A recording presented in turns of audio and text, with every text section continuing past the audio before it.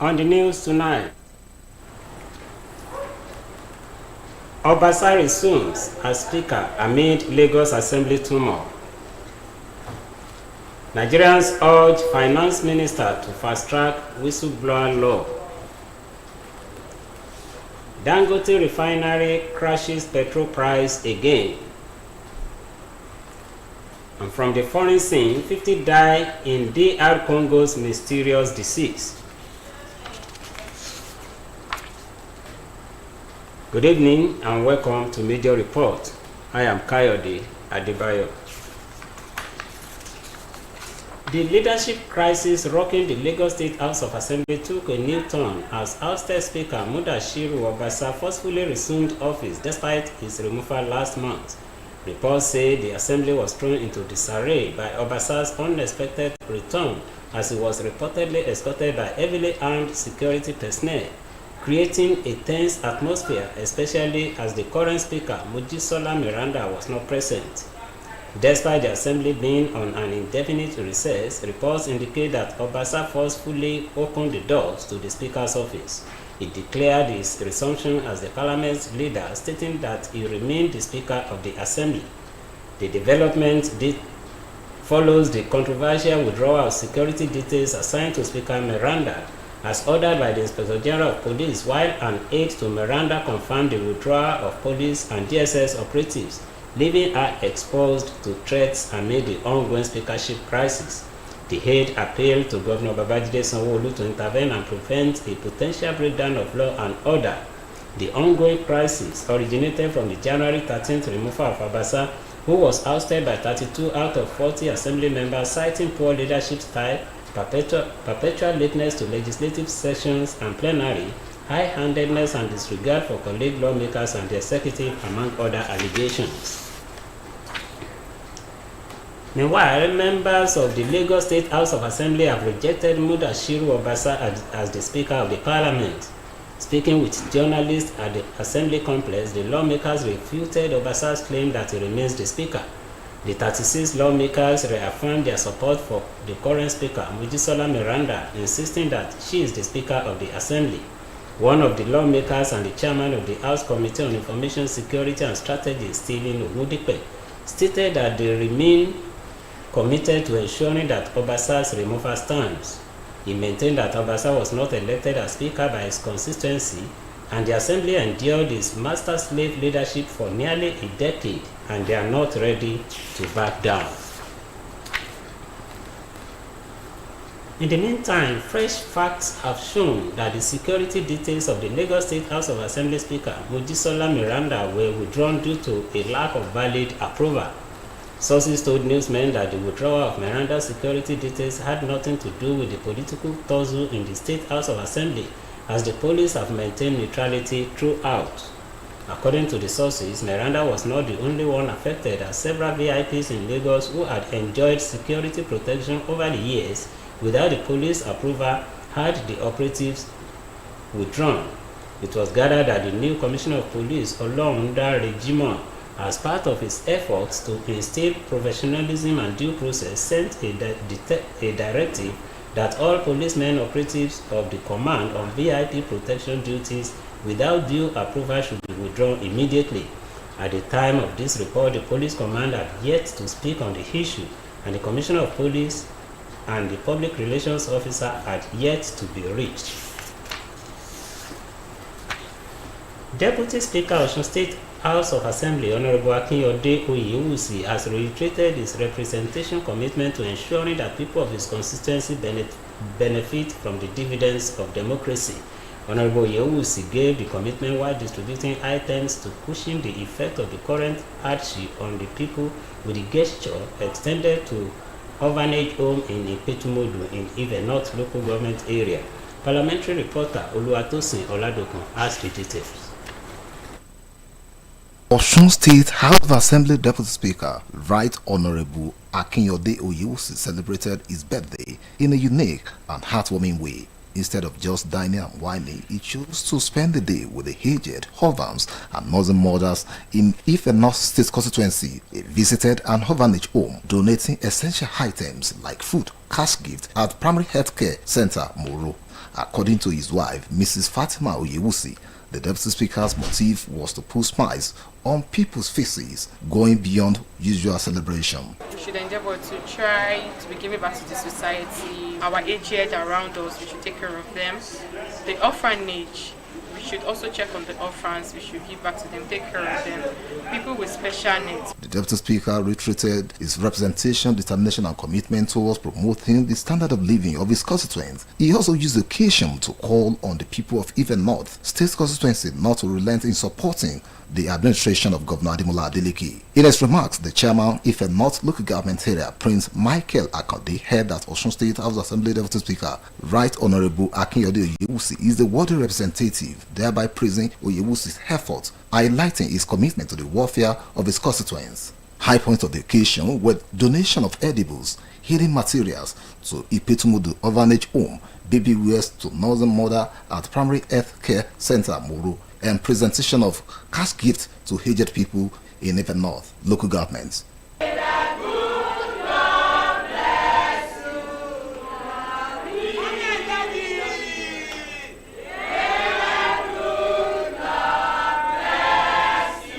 Oluwatosin Oladokun, Osbc News.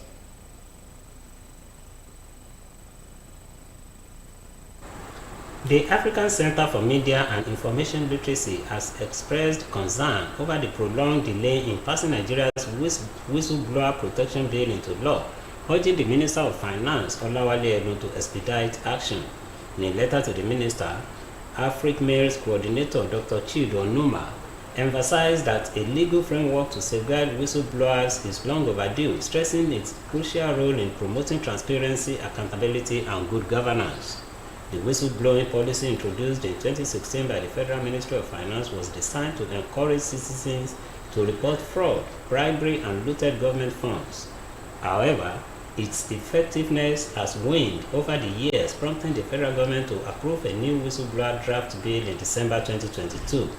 Onuma lamented that the Ninth National Assembly failed to pass the bill into law, leaving potential whistleblowers vulnerable to retaliation.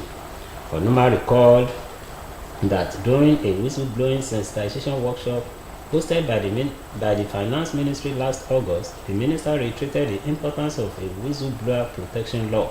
He acknowledged that Edun had since forwarded the bill back to the presidency, but expressed concern over the lack of progress in moving it to the National Assembly. Onuma urged the minister to use his influence to accelerate the process, allowing Nigeria to join Ghana as the only West African country with such a progressive legal framework.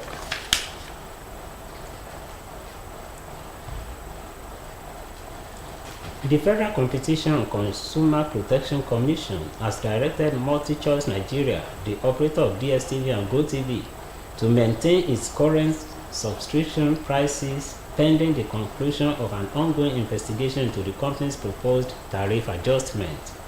The consumer watchdog disclosed this in a statement signed by its Director of Corporate Affairs, Ondaje Ijagu. Said the directive follows MultiChoice's request for an extension regarding its scheduled appearance before the Commission over concerns surrounding its recurring price increases. The regulator had earlier summoned MultiChoice Chief Executive Officer to appear before it today for an investigative hearing. While the FCCPC granted the company's request to postpone the session, it has now rescheduled the hearing from March 6 this year, mandating the company's CEO, relevant officers, and a comprehensive response to the inquiry. The FCCPC emphasized that the decision to freeze prices is aimed at preventing potential consumer exploitation during the investigation period. Recall that MultiChoice had notified its customers of the impending price adjustment, citing a review of its pricing structure. Dangote Petroleum Refinery and Petrochemicals has again announced a reduction in its ex-depot price of premium motor spirits, also known as petrol, making it second price cut this month. The latest reduction slashes 65 naira off the previous price of 890 naira, bringing it down to 825 naira per litre at the gantry. This follows an earlier 60 naira price cut on February 1st. With the adjustment, the ex-depot price drops from 950 naira per litre in January to 825 naira per litre, representing a total reduction of 125 naira per litre within 26 days. The Independent Petroleum Marketers Association of Nigeria welcomed the price reduction, describing it as a positive step for consumers and a victory for deregulation. It, however, raised concerns about the financial strains the reduction could place on marketers who had purchased fuel at higher prices before the adjustment. According to a statement by the refinery, the price reduction will also ensure that Nigerians pay between 860 naira and 865 naira per litre for petrol at the pump in Lagos. The price adjustment, which takes effect today, is intended to provide essential relief to Nigerians. A former acting Accountant General of the Federation, Anamekwe Nwaboku, has urged the Federal High Court in Abuja to grant him time to negotiate an out-of-court settlement with the Economic and Financial Crimes Commission over an alleged 1.96 billion naira fraud. Nwaboku is facing 9 counts filed by the EFCC. He was initially charged alongside Felix Nweke, a director in the Federal Civil Service, but the anti-graft agency amended the charges, dropping Nweke as a co-defendant after he agreed to testify against Nwaboku. The amended charge accuses Nwaboku of violating Section 18 of the Money Laundering Prohibition Act 2011 as amended, which carries a penalty under Section 15 subsection 3 of the same Act. Nwaboku was appointed acting Accountant General of the Federation in May 2022, following the suspension of Ahmed Idris, who was accused of laundering 80.2 billion naira, while allegations of prior financial misconduct led to his removal in July 2022, just weeks after his appointment. During the trial, Nweke, now a prosecution witness, testified that Nwaboku used 4 companies to divert 1.96 billion naira in public funds, among other related allegations. Following this, Justice James Omotosho adjourned the case to March 13 for a settlement update or continuation of the trial. You are now welcome to our commercial segment. So start up your own. Download and control your line with Glow Cafe, the interactive self-service app. Free activation bonus lets you post your content online. Get additional data allowing you to gift and share data. 100% bonus on every recharge lets you unlock your creativity, recharge airtime, and enjoy live support chat with Gloria. Special data bundles let you turn that demo into Song of the I Year. got C's with Glow Cafe, my ski they play, my ski they play. I got C's with Glow Cafe, my Extra awoof data in the Glow Cafe app lets you link up and unlock your ambition. Inspired, let's turn that movie script into the next blockbuster. Don't delay. Download the Glow Cafe app today and start your own collaboration. Glow Unlimited. Welcome back. Vice President Kashim Shettima will lead Nigeria's contingent of pilgrims and officials to perform this year's Hajj exercise in the Kingdom of Saudi Arabia.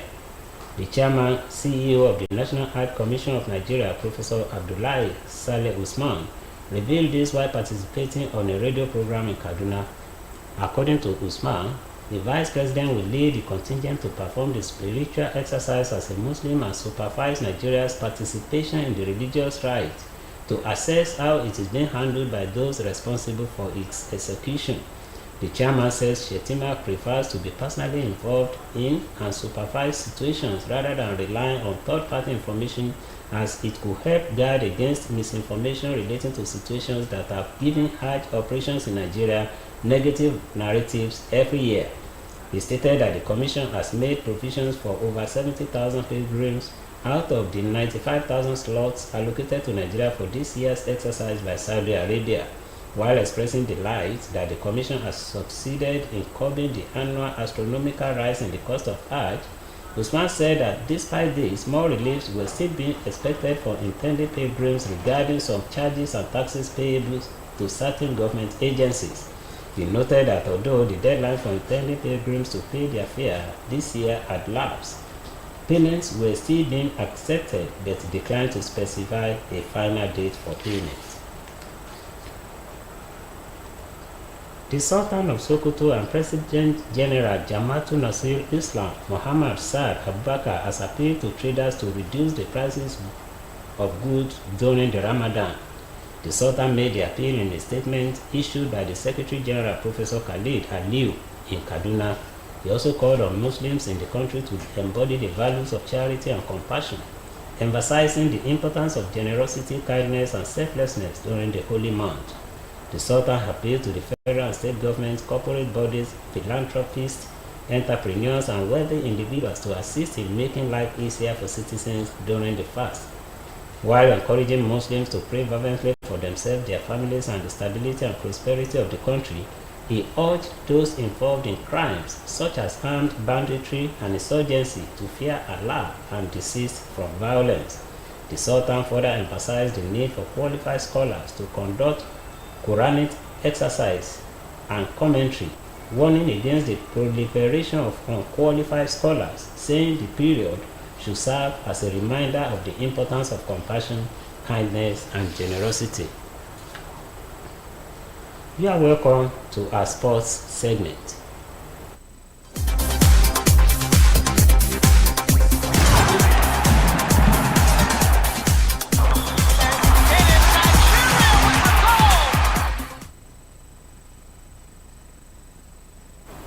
South Africa head coach Hugo Broos has bagged the Super Eagles to rediscover their form and return to winning ways next month when the 2026 World Cup qualifiers resumes. Brooks said he remains convinced that the Super Eagles have the quality to mount a comeback despite their struggles, adding that he was surprised that Nigeria is 4 points behind US because they have too much quality.